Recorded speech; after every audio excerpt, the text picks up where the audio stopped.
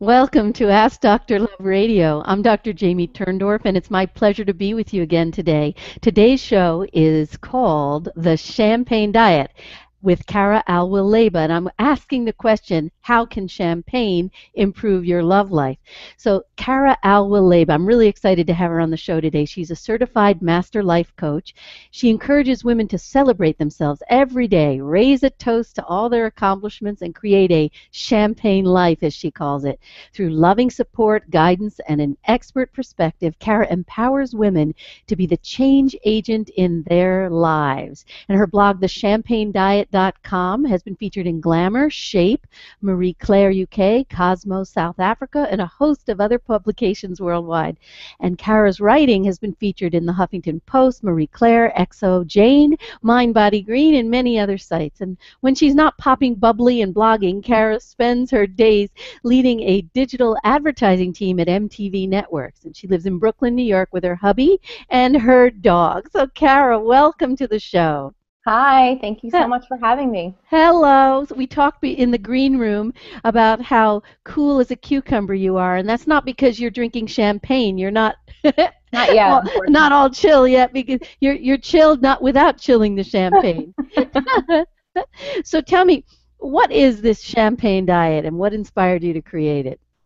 So the champagne diet is a lifestyle. Clearly, it's not a diet where we drink champagne all day and get skinny, although I think that would be fabulous. But it's really just a way of life. You know, when you think of champagne, I use champagne as a metaphor, really. You think of champagne, you think of luxury, glamour, feeling beautiful, feeling sexy, and that to me are things that we should be incorporating into our everyday. So the champagne diet is really a mindset for inviting the best of the best into your life and living effervescently. Effervescently, that's a heck of a word. And it's so true, to be bubbly and enjoy life because it's a short ride. So tell me more about the work you do in the world. What are you doing? So I work with women, both one-on-one and in group settings, and I'm a life coach, a certified master life coach. So I really work with women who are ready to be the change agent in their lives, women who are ready to fearlessly step into their full potential and live the lives that they dream of. I think we spend so much time as women kind of nurturing and catering to other people. So I really work with women on cultivating a sense of self-care and nurturing so that they can kind of do those things for themselves and live their champagne lives. So a champagne life means celebrating yourself. It's a metaphor, as you say.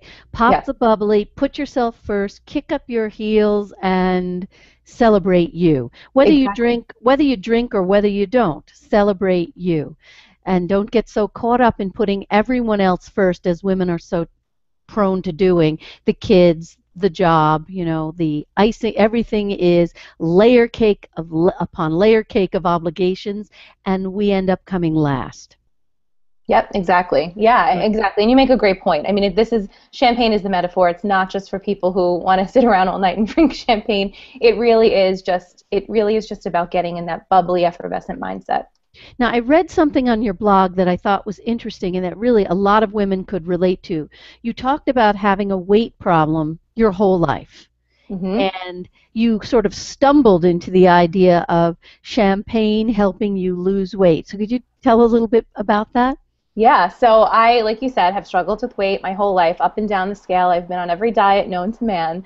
And I was, at work one day, and I was talking to a good friend and a coworker, and I said, I just need to do something. I'm going to go on Jenny Craig again. I don't remember what diet it was exactly. And she said to me, stop this craziness, stop this yo-yo dieting, just start eating healthy. And I said, okay, that's fine, but can I still drink? Because, I live in New York City. I'm in a young industry. There's happy hours, there's social obligations. It's a stressful lifestyle. I want to know that at night if I want to kick back with a glass of wine, I still can, or a cocktail. And she said to me, just drink champagne. So, of Now, course, my ears... who is this woman? Was she like the spokesperson for Dom Perignon or something? Unfortunately, no. But, I asked her, of course, my ears perked up when she said champagne. And, I had only ever drank, I think I had champagne twice in my life at that point, on New Year's Eve or a random birthday. It wasn't something that I even gave a second thought to.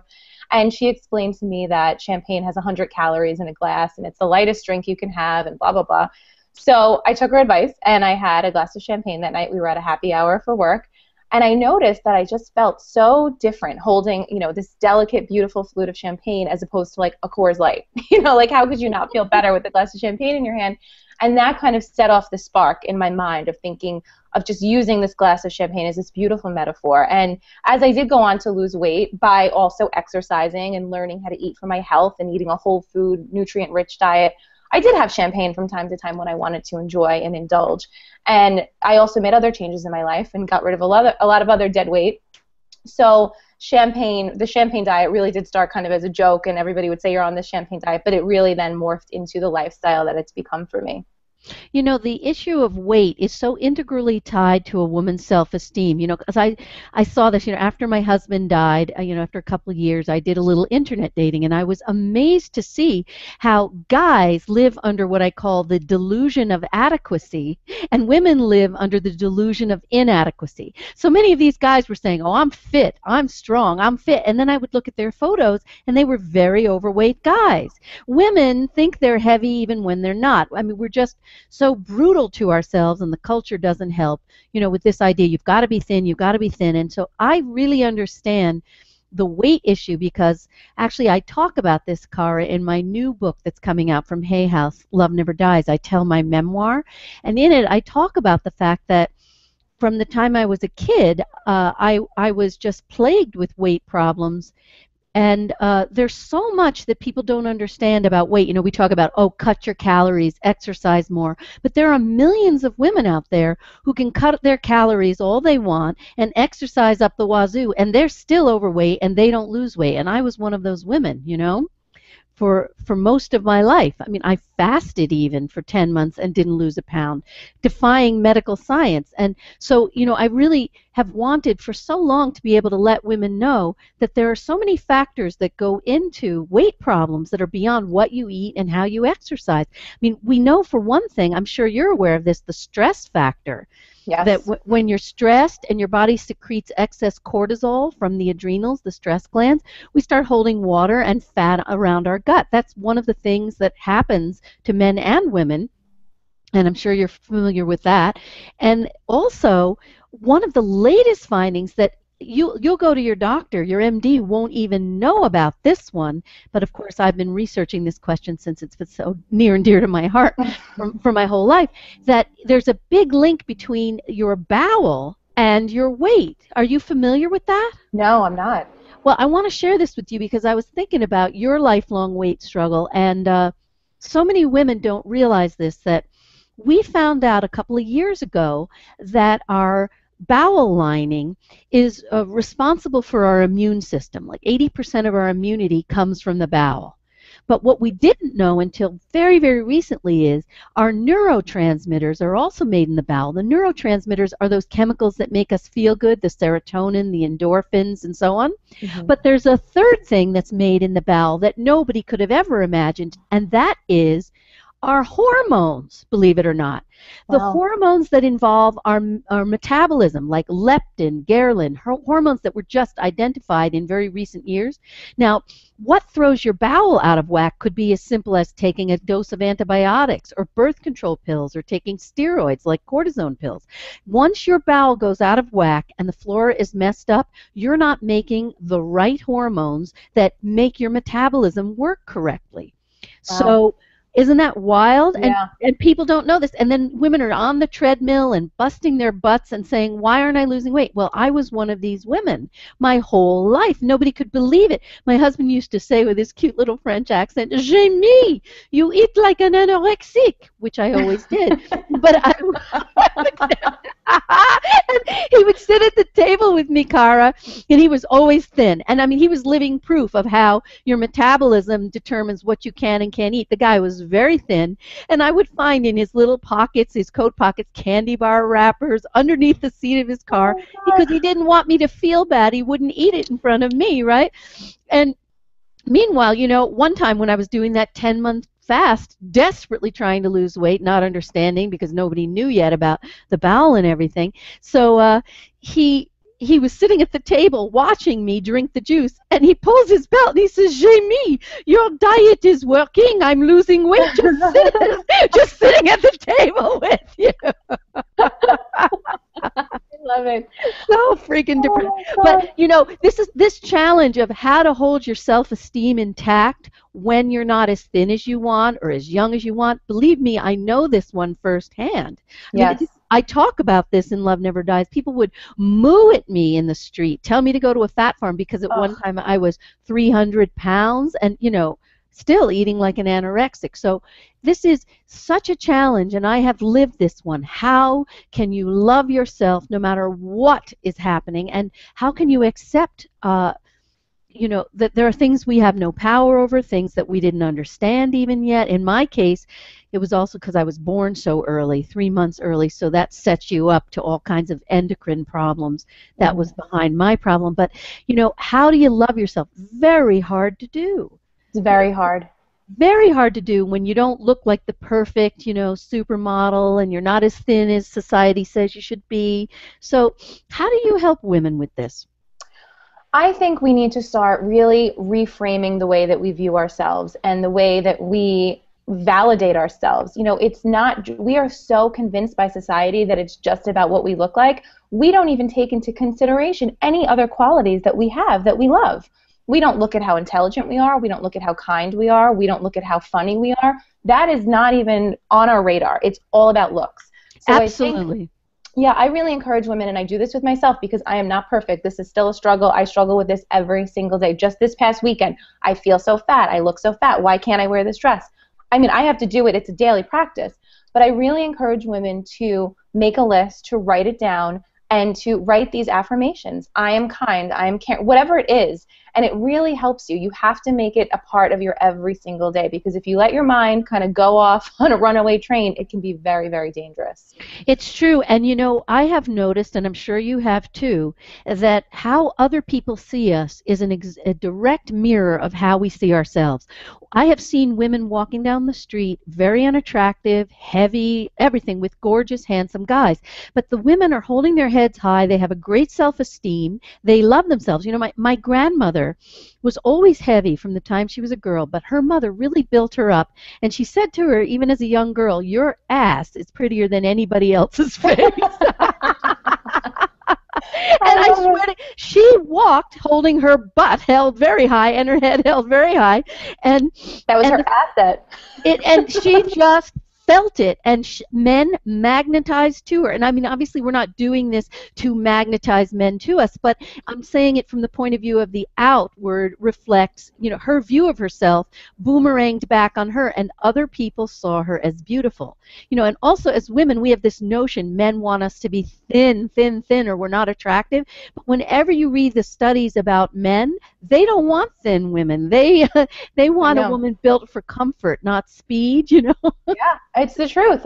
My husband all Yeah, the time, if I show him a muscle, he's like, "Okay, don't get too go get too jacked up. yeah, I yeah, like you yeah, to be yeah, a yeah, little yeah. feminine." Yeah, and and more than anything, what is attractive is what radiates from within, your heart, Yes. your beaming heart, your effervescent personality, your confidence, your absolute confidence and self-love. So, I'm going to tell you just before we take a break, the next segment is called Dr. Love's Quickie because it's short and sweet. So, we're going to have a quickie together, and in that quickie, I want to talk about some specific ways that women can build their self-esteems up, and no matter what size they are. And during my break, I'm going to take a break in a second. I'm going to introduce something called my Love Bites. These are my 30-second relationship advice spots. And guess what? They have syndicated nationally. And I'm going to share some of them with you in the break. So I'm going to take a break right now. And when I come back, we'll do the quickie. But during the break, I want you to hear my new Love Bite. So you're listening to Ask Dr. Love with Dr. Jamie Turndorf. AskDrLove.com is the web's premier relationship advice site since 1995. So please visit AskDrLove.com and search thousands of free relationship articles on any relationship issue you may have, and it's 20 years worth of archived articles there for you for free. Or submit a question to my free advice column. Use the drop-down menu, the contact button on the homepage. So remember, this show is for you, the listener, and if you have a comment or a question for me, go to AskDrLove.com and use the contact drop-down button, and don't be shy, because I want to help you. So take advantage of this unique opportunity to get a personal answer from me, one of today's most respected experts. And now, my love bite. Did you know that you should never use your Peter as a love meter? No wonder Mark is missing the mark, because every time he takes a new woman to bed, he ends up scratching his head. His big head, I mean. How can he tell if he's in love or only in lust? Time. Simple lust usually fades within a few weeks to months, while true romantic love lasts. So remember, when it comes to gauging whether you're in love or only in lust, never use your Peter as a love meter. I'm Dr. Jamie Turndorf of Ask Dr. Love on webtalkradio.net. Now back to Ask Dr. Love Radio with Cara Alwill. And we're talking about how to improve your self-esteem, how to create a champagne life. So, Cara, in my little quickie here, let's talk a bit about your ideas for how women can elevate their self-esteems. So one of the things that I always tell women to do is to dress for the woman that they are now. I think that the way we present ourselves to the world really reflects how we feel, and vice versa. So if we're feeling like crap, we're going to dress like crap, and if we're feeling great, if we're dressing great, we're going to feel great. So I tell women to go shopping, spend money on themselves, don't wait until they lose 10 or 15 or 20 or 30 pounds, accessorize, play up their best assets, and really, dress for who they are now, not who they want to be later on. Mm-hmm. Mm-hmm. Now, also, I wanted to speak a little bit about the self-talk, because turns out what we say to ourselves can really bring us down. So I agree totally with what you're saying. You want to do everything to make yourself feel good on the outside, be the best you can be, dress the best, have your hair be the best. All that is great. But I also want you to think about what you're saying to yourself, because when our self-esteems aren't great, our self-talk is so abusive. Yes. The way we put ourselves down, the things we allow ourselves to say to ourselves, we wouldn't let someone talk to our children that way, our spouses, our animals, but yet we talk this way to ourselves. So I always ask women to listen very closely to the self-talk, and when you hear yourself saying anything at all that is unacceptable, you say stop. And then it's very important to take a moment to consider who you sound like, because we have internal voices that are really the tapes of our parents who put us down. So in healing our self-esteems, we can't be healed if the parent is talking crap in our heads. So when you hear the bad voice, it's called the toxic introject, you say to yourself, okay, that sounds like mom, or that sounds like dad, and you just simply say, hi mom, hi dad, there you go, talking crap in my head. But here's a really important point. You don't try to shut the voice up, because like when you say to yourself, don't think about a pink elephant, that's all you're thinking about. You try to shut the voice up, it gets louder. So we don't try to shut the voice up, we just say, that's mom or dad, and I hear you, and you are putting me down. Now, if you can go to the next step and repeat in your head the voice of somebody who loves you and believes in you and is supportive of you, so that you have like a counter voice, like, well, what your husband says about you, and you sort of repeat that as a mantra and an affirmation to yourself, the light will always dispel the darkness. So, and you practice that discipline, and you will begin to lift your self-esteem. It's a discipline and a process but sort of drown out the negative voices with the loving voices of people who do support you. I love that. I think that's brilliant. I love that idea. And I think also, even thinking about the way that you would speak to your best friend. I always tell women that. I'm like, would you speak to your best friend that way? Why are you speaking to yourself like that? Absolutely. So let's do a couple tweets on this topic to drive the point home, okay? Self-love is the soil of romantic love. Remember that. That's a good one. Right? And to find the love of another, your self-love can't be undercover. Love it. Right? When self-love takes a back seat, you will attract romantic love that is incomplete. Love it. Find, Finding a love that's here to stay starts with celebrating yourself each day. Before you will find the love of another, you must first become your own lover. Ooh. Baby, we're talking equipment now. Loving yourself is the key to coming off the dating shelf. No one else can fill the holes inside of you. That job is up to you. And validation comes from within, so don't wait to get it from a him. I like that one. Love it. When your sense of worth rests in another person's hands, you are standing on shifty sands. Okay? So take yourself in your own hands, all right? And no, wait a minute, that didn't come out right. We're not even drinking champagne yet. Take yourself in your own hands and just really work the program. The champagne is symbolic of being effervescently in love with yourself. This is the soil. This is the soil that from which all love springs. Love springs eternal. It starts with you. We're going to bottle this now. A new spring. The love spring. Okay. Okay. I'm going to take a brief break, and I'll be back with you in a moment on Ask Dr. Love Radio. You're listening to Ask Dr. Love with Dr. Jamie Turndorf. If you yearn to get along better with your life partner or your spouse, friends, family members, and even coworkers, my latest Hay House book, Kiss Your Fights Goodbye, Dr. Love's 10 Simple Steps to Cooling Conflict and Rekindling Your Relationship, shows you how to turn conflict into connection for a lifetime of lasting love. So join the love revolution. Sign up for my free newsletter at AskDrLove.com and receive an exciting free gift, an excerpt of Kiss Your Fights Goodbye. This is Ask Dr. Love with Dr. Jamie Turndorf, and if you have a question or a comment for me, submit it using the contact button at AskDrLove.com, or you can catch the archived show at webtalkradio.net. You're listening to Ask Dr. Love with Dr. Jamie Turndorf. Once again, back to Ask Dr. Love Radio. So, welcome back. We're talking with Cara Alwill Leyba, creator of the Champagne. Oh boy, I can't even say it. I must be drunk. The Champagne Diet, and the certified master life coach. And she inspires women to create a champagne life every day of their lives, to be their own change agents. So, talk to me a little bit about your books. So I have 2 books that are currently out, and I'm working on the 3rd one. The first book is called Sparkle, The Girl's Guide to Living a Deliciously Dazzling, Wildly Effervescent, Kick-Ass Life. And in short, the first book is really just like a girlfriend's guide to really going after your dreams, to recognizing what you want in your life, to learning how to celebrate yourself. It's really the core of my message in the Champagne Diet and all the work that I do. It's one of those books that I think you can sort of, and women tell me this all the time, it's in their purse, they highlight it with a pink highlighter, they whip it out when they need to reread it. Wait a minute.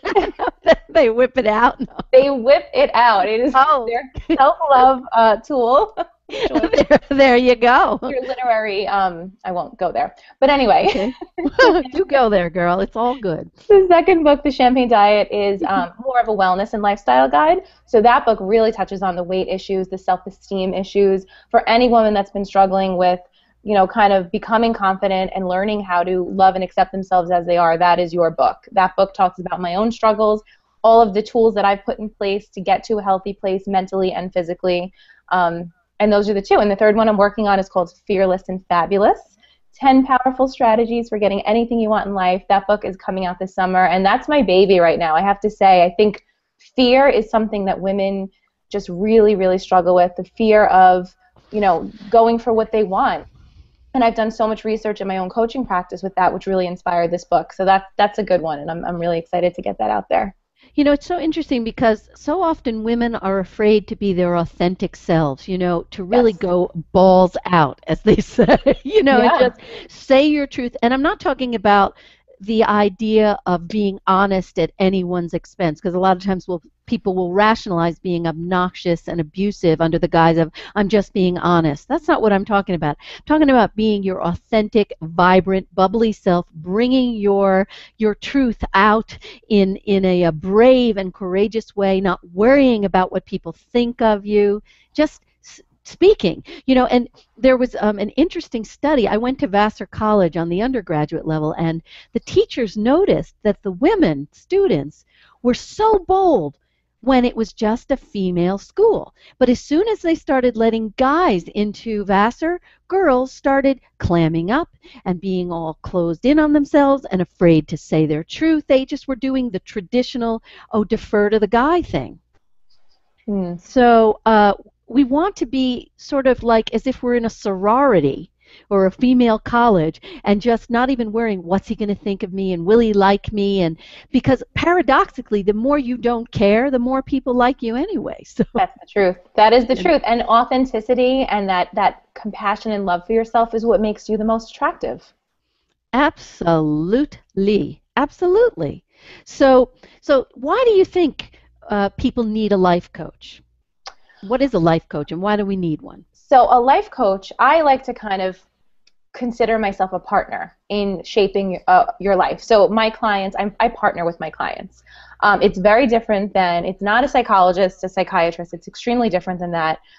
It's really, the ideal client for a life coach, I think, is somebody who is kind of functioning through life. There are no mental illness. There's no severe, it's somebody that's not in need of a psychologist. It's somebody who is kind of functioning along but really wants to reach their optimal level of functioning. Somebody who really wants to kind of get to the next level, be their best self, who's kind of put all these stuff to bed in their past and now is really ready to just kind of sparkle and shine.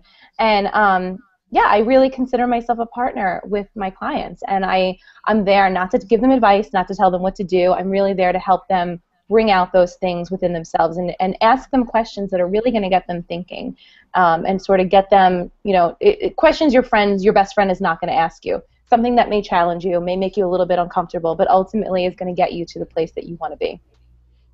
So can you give an example of someone you're working with and the kind of question you might ask? Yeah, I mean, I think that's a good question. I threw you a curveball. Talk about balls out. Now I threw her a curveball. Well, I think even just making somebody answer the question of why. I'm unhappy. I don't want to quit my job. Why?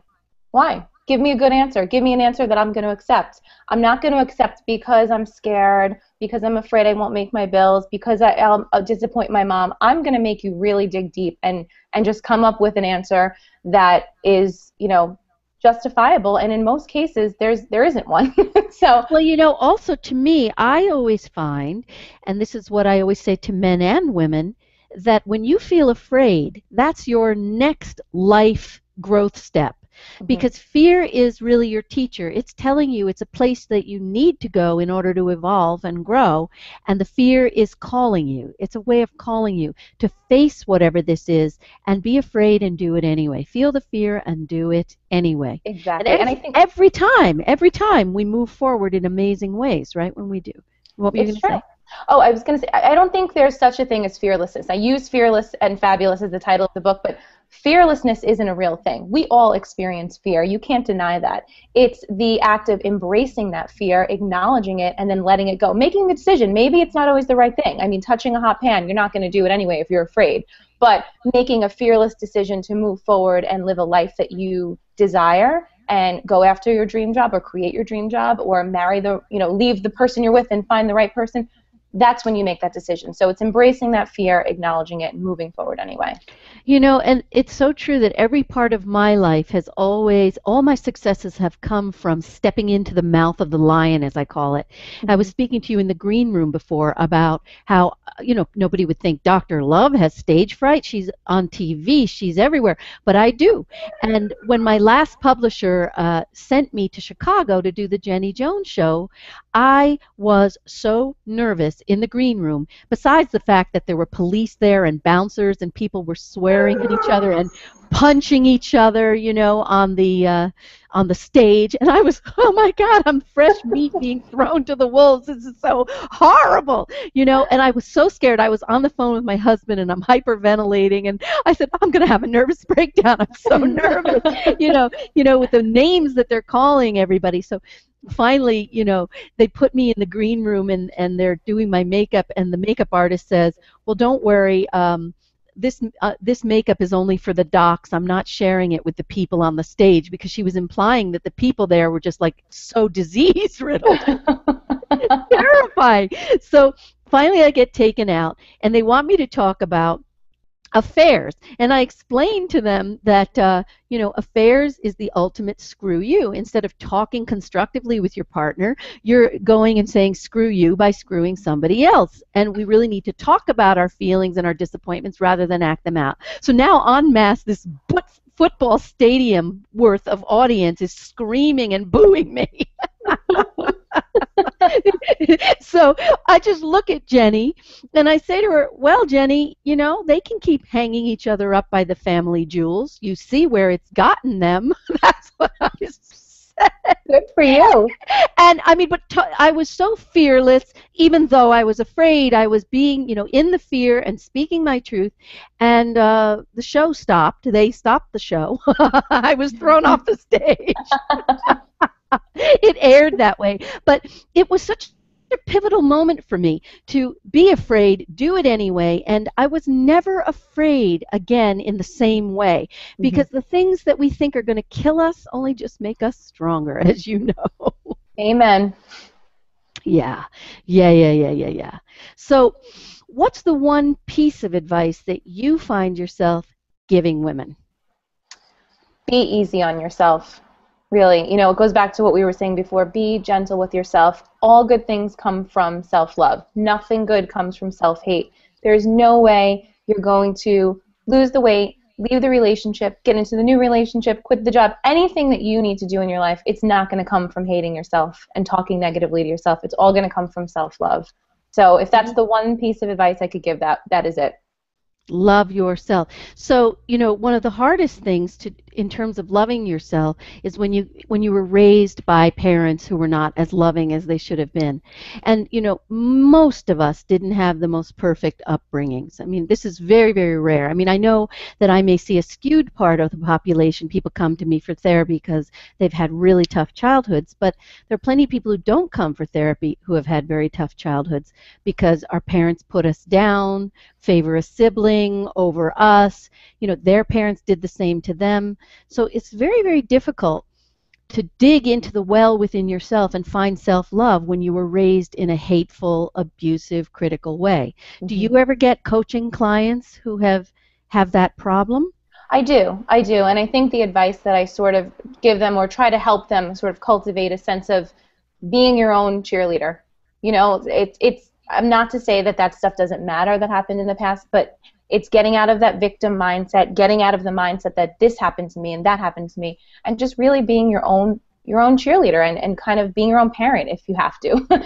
And telling you have to. Yeah, you mentioned it earlier, replacing the negative voice with the positive voice. You have to, because if you listen to the internal voices of our parents that are taking up real estate in our heads, we can never build our self-esteem. We can never get free of the self-loathing. So it is a certain discipline that's required, just like going to the gym. This is working your mental muscle. Absolutely. To really be vigilant and not allow any kind of crime to be committed against yourself, because, whether you believe in God or not, God lives within inside each one of us, and Yahweh, whatever you want to call it. And when you diss yourself, you're dissing God. I mean, literally, it is a sin of the highest order. So sometimes we don't know how to even bring self-love to ourselves because the voices are so loud. That's where it's really important to surround yourself with people who are very warm and loving. Now, of course, when you've been abused, it's very easy to gravitate to friends and life partners who continue the abuse. So if need be, join a support group where you're going to be surrounded by really loving, warm people whose voices will little by little become your own self-talk. Yes. And this is how we begin to lift ourselves up. You know, there's another thing that people do when their self-esteems are low, which is so tragic. It was an obscure research that I read some years ago where I saw that people who have healthy self-esteems, when something goes wrong, they find a way of attributing it not to themselves, but to outside circumstances. Whereas people with low self-esteems, when something goes wrong, they always attribute the failure or the thing that went wrong to themselves. So you can see how that mistaken thinking makes you feel worse about yourself. Yes, definitely. Right? So, and it's a very, very bad habit that people with low self-esteem have. And then when something good happens, people with low self-esteem don't give themselves credit where credit is due. So it doesn't help them to lift their self-esteem higher. Yes. You've noticed, I'm sure. Oh, absolutely. 100%. It's so, and so, you know, we have to become aware of our bad habits, and the self-esteem that we carry is in our own hands, and we can either lift ourselves up or bring ourselves down. And we are the greatest authors of our self-esteem. How we feel, it's what we do in our own heads. Really, really. Yeah, we're the creator and the author and the writer of our life in every single way. In how we feel, right? Yes. So what do you do? Do you ever refer your coaching clients for therapy? Do you ever get to where somebody can't be worked with, she's stuck, and you just have to? I have. I mean, I definitely do an assessment at first when I first meet with people, and sometimes I'll refer them out to a therapist immediately. Sometimes we'll work in tandem. So I think there's definitely a time and a place for a psychologist and a psychotherapist, and there's a time and a place for a coach. And in the perfect world, they can happen at the same time. I've seen people after they've gone through therapy, and they've come to me after that experience. So I think it really depends on the person. You know, I do a deep dive at first when I meet with someone. We have an initial call, and I gauge them from that point, and we see kind of what the best path will be for that particular client. You know, it's interesting because a famous coach said to me once, the difference between psychotherapy and coaching is this: psychotherapists ask why, and coaches ask why not. I like that. But I thought that was kind of a put down on therapists, because it implied that therapists don't get people moving. You know, that's the stereotype, you know, well, why this and why that, and instead of get your butt in gear, you know. Well, that's a great point, and I think that I should make that very clear. I am a huge fan of therapy. I've went to therapy myself for 5 solid years, and it saved my life. So there is absolutely a need for both. And, you know, everyone has a different period of their life when they may need one versus the other, but I agree. Both of them are amazing experiences, and I think everybody needs a good shrink. Everyone needs a good coach. There you go. So let me take a brief break, and I'll be back with you in a moment on Ask Dr. Love Radio. You're listening to Ask Dr. Love with Dr. Jamie Turndorf. If you've recently been through a breakup and you're looking for a second chance, wondering how you can reconcile with your ex, or if it's even possible after all you've been through, my book, Make Up, Don't Break Up, presents my proven 5-step plan for reconciling with your ex. And this plan was developed out of years of research, working with thousands of couples at my Center for Emotional Communication. This is a proven, no hype, no nonsense method that gets right to the root of the problem and shows you how to reignite that spark and rekindle your love. So for more about Make Up, Don't Break Up, visit AskDrLove.com. Now I'm going to read you a second love bite. This one's also syndicated nationally. If you're listening to terrestrial radio, it's out there. This one's called Why Going Green Can Help Your Love Life. Mary's about ready to give love the shove, because no matter what she tries, men don't know that she's alive. To turn guys on, Mary needs to turn on what I call green lights, nonverbal signals that let a guy know you're ready to go. Most guys won't approach a woman unless they're sure to be not rejected. So ladies, if you want to kick your love life into high gear, make your signals clear. Turn on those green lights and flash your pearly whites. I'm Dr. Jamie Turndorf of Ask Dr. Love on webtalkradio.net. And now, back to Ask Dr. Love. Welcome back to Ask Dr. Love Radio. I'm Dr. Jamie Turndorf, and I'm talking with Cara Alwill Leyba, creator of the Champagne Diet. So, Cara, during the break, I heard like a sound, like a snapping sound. It almost sounded like a beer can was opening. But No, I'm sorry, it was my power cord. But that couldn't be, because I thought the girl would be a traitor to the max. I mean, this is not beer. This is the Champagne Diet. I don't do beer. It was my power cord. I apologize. It came loose and I had to get it back in. Oh, I said, wait a minute. Then I thought, maybe she's popping the cork on the champagne early. No, unfortunately, I've got a few more hours before I could open it. Now, it's interesting because also people used to think that only red wine gave us the health benefits, the polyphenols is what they're called, right? But it turns out white wine does too, and champagne as well. Yep, it absolutely does. But you don't want to drink more than, from what I'm hearing, more than 1 or 2 drinks a day, because then you start having problems with liver toxicity. So yes, everything in moderation, just like food, just like exercise, just like wine, everything in moderation. So let's talk about inner peace, which is a big part of self-esteem. What advice do you give your coaching clients regarding inner peace, and our listeners and the viewers who are watching live? I think in terms of finding inner peace, it's all about aligning with your true self, what makes you happy, what you're passionate about. I think a lot of us live lives that we feel are expected of us. We're going down a certain path. We're getting married, having children, buying a home, getting a certain job because we feel like that's what we should do. When in reality, that's, if that's what you want, that's fine. But I think when we find what it is that we really should be doing with ourselves, the person that we want to be with, the right career that we want to pursue, that's when we really do achieve that inner peace. When we're not doing those things, we're in a constant, state of chaos in our mind, and we're just, everything feels jumbled, and we don't feel clear, and we don't feel authentic. So I think finding inner peace is just really about aligning with your truest self. So that means really listening to yourself, and not, there's a big difference between guiding yourself based on the word should versus want. And a lot of women, when you listen to women, will say, well, I should be doing this, and I should be doing that, and I should be doing this.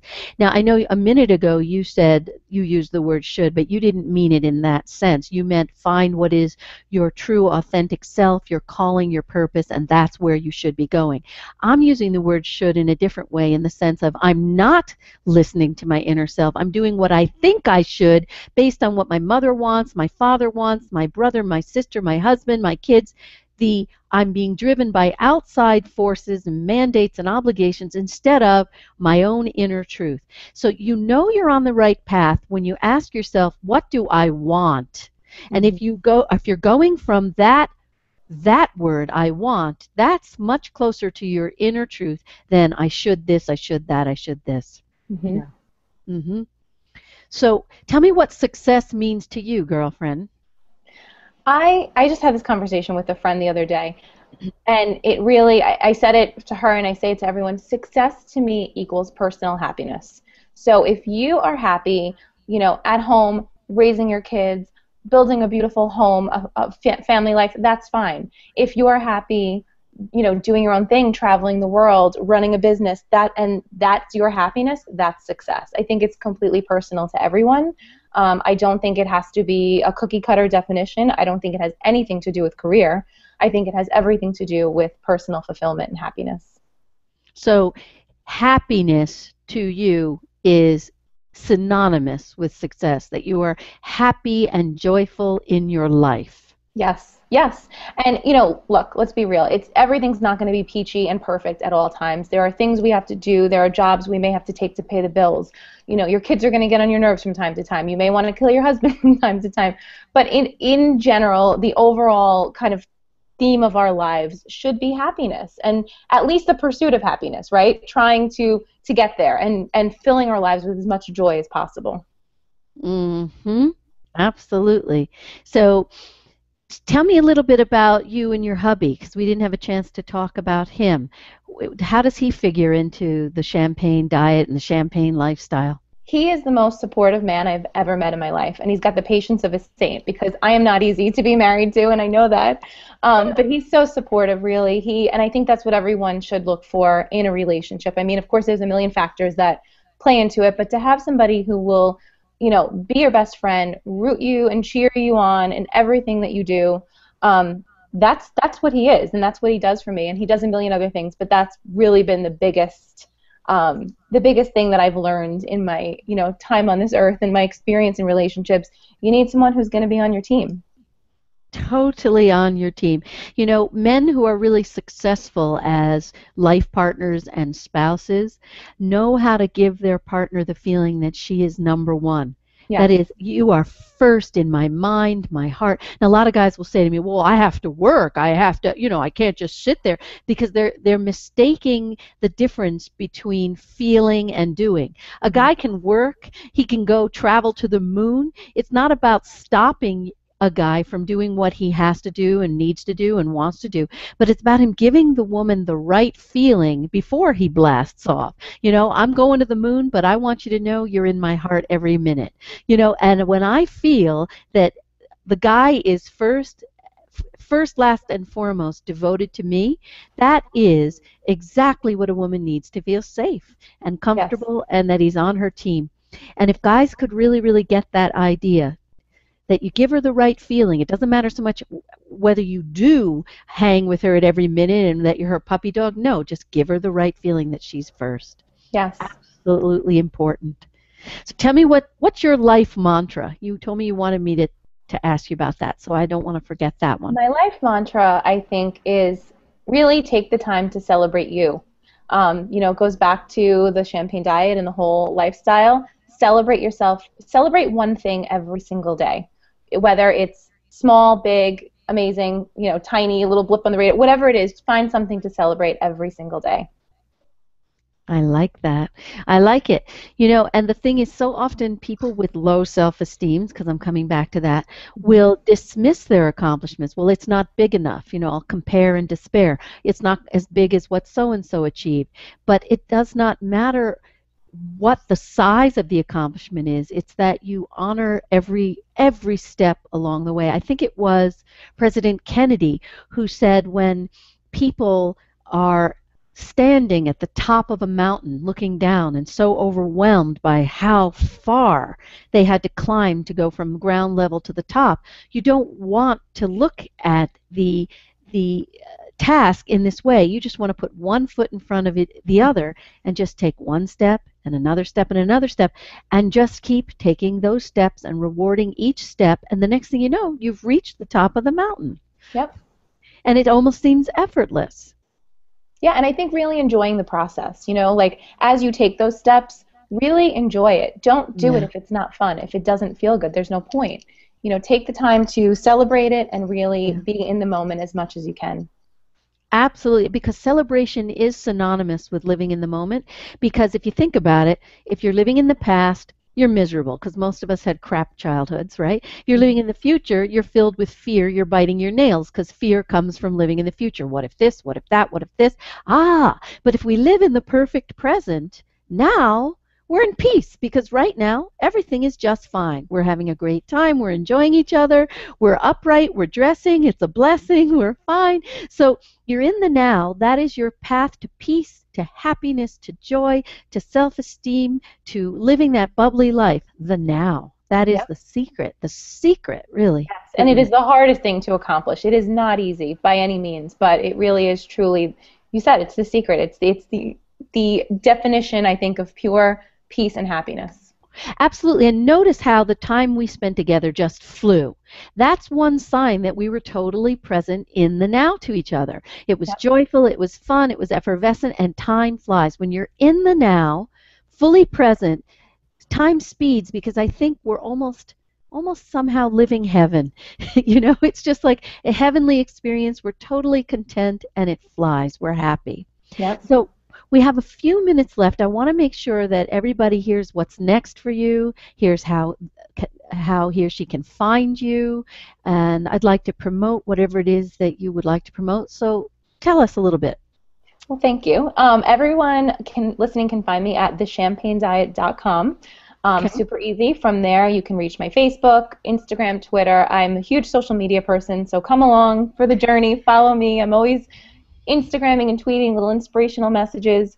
Through my website, thechampagnediet.com, you can find my books, The Champagne Diet and Sparkle. And what's next for me, like I mentioned, I'm working on the third book, Fearless and Fabulous. So I'm talking a lot about fear and overcoming fears right now. That's a big topic for me and my community. So come on over, join the conversation, and I hope to see everyone there.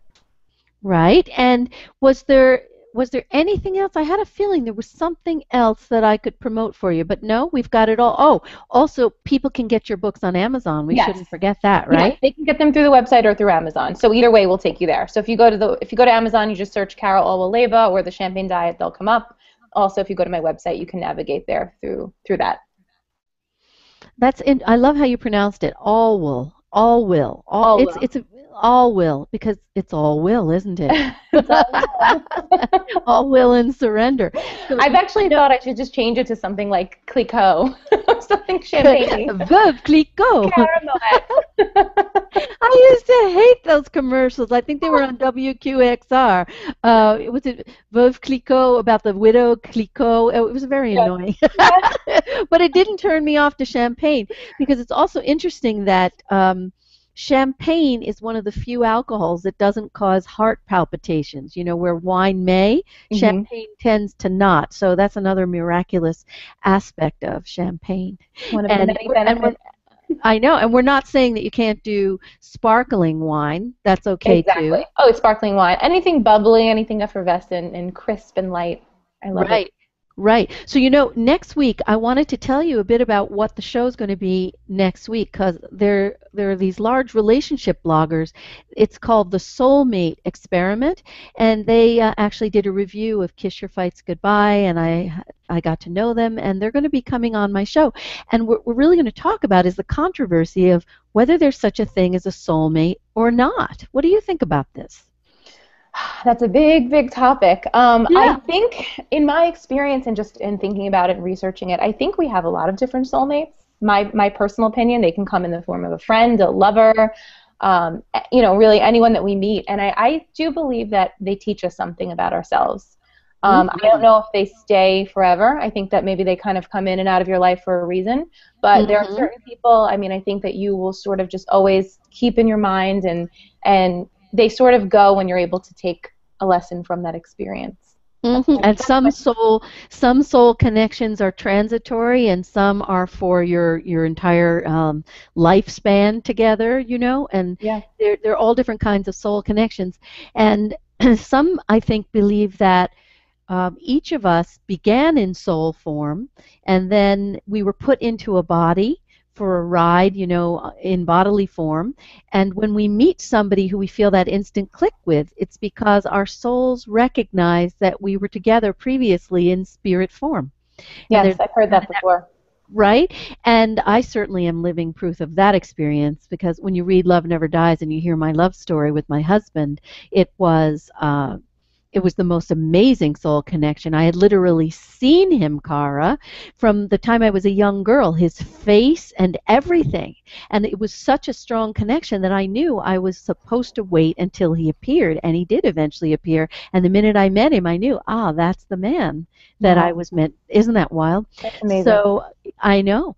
And our soul connection is so strong. He still remains with me in spirit form. So I tell this whole story of our soul connection and how soul connections really are not only a place for us to learn and grow, because what are we here for? We're here to perfect our ability to love ourselves and others better. And now we can connect that to our soulmates because they were sent to help us in this journey to love ourselves and others better. So we'll be going into all of that. It's been wonderful having you on my show. I Oh, hope you thank come you. back and visit me. I wish you all good things and lots of bubbly times and fun and success. And I will see you next week on Thank Ask you so much. Dr. Love Radio.